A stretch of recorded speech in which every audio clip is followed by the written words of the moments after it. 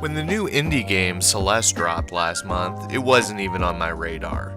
But I kept going to all my favorite gaming websites and I kept seeing bam, bam, bam, bam.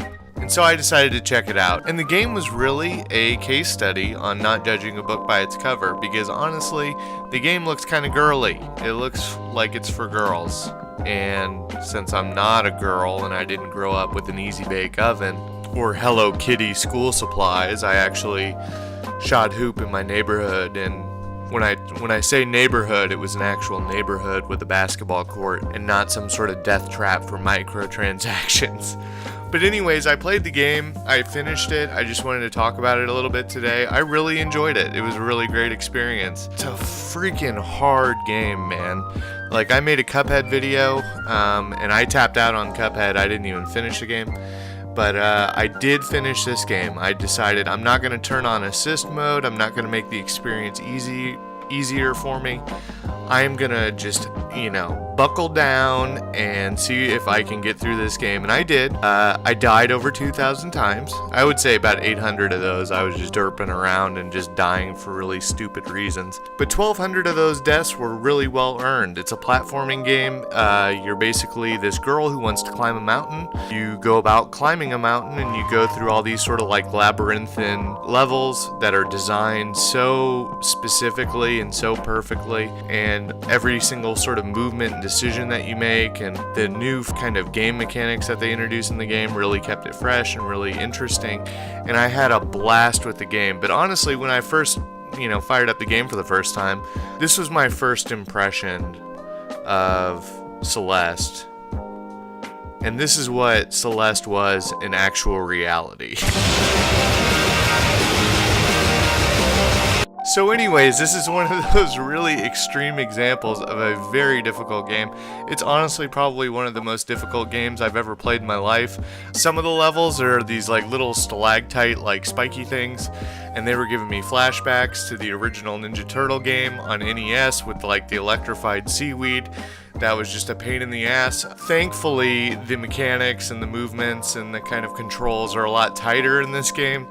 There's been a huge retro explosion over the past couple years. This legitimately feels like a Super Nintendo game. It feels like it could have come out on that console, could have come out on that platform. I don't know what it is with the current games. Maybe there's too much physics or gravity involved. I don't know what it is.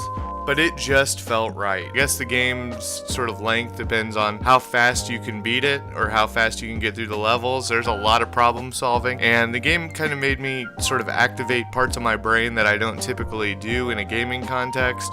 And it was the first game I played on the Nintendo Switch. I have a Nintendo Switch, I got one before the holidays, but it's also available for PS4 and other consoles. So ultimately, if I had to give this a rating on a 5 scale, I would give it a 4 out of 5. This is a tremendous quality game. I think it's probably going to go down as one of the top 2 or 3 indie titles of this new year, and the new year's just started, so it really just blew me away as far as the depth of the game. It took me about 10 or 11 hours to beat. It's only $20, so it's not, it's not going to really necessarily break your wallet. I just wanted to put my little 2 cents in, put a little stamp of approval on this B.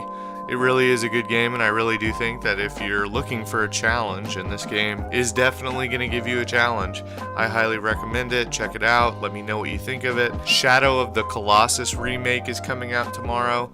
I'm checking that game out because, honestly, I never played the original, and I have a PS4 Pro, and I've seen some gameplay footage of the PS4 Pro version of this game, and it is just like, jaw on the floor amazing looking, so I'm going to be checking that out.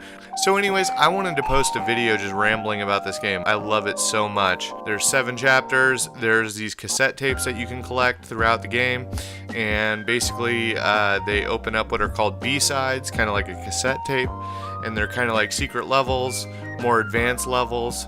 I'm too frightened. I'm a little baby. I don't want to play those levels just yet. I think I need a little breather for a couple days, because honestly, to get through the last 2 levels of the game took me about 2 days of, 2 or 3 hours sessions trying to get through them. Even if you're a dude, even if this doesn't really look that appealing on the surface, it is going to be a Wolverine that just is constantly clawing at you. Hope I could put this game on your radar. Hope you guys enjoyed the video. I'm going to be back. Until next time, this is Spearfield7. See y'all later.